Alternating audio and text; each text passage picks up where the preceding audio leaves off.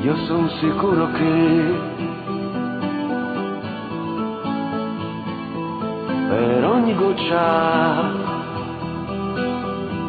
per ogni goccia che cadrà, un nuovo fiore nascerà.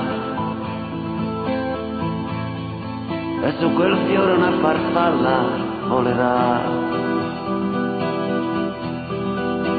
Io sono sicuro che in questa grande immensità qualcuno pensa un poco a me.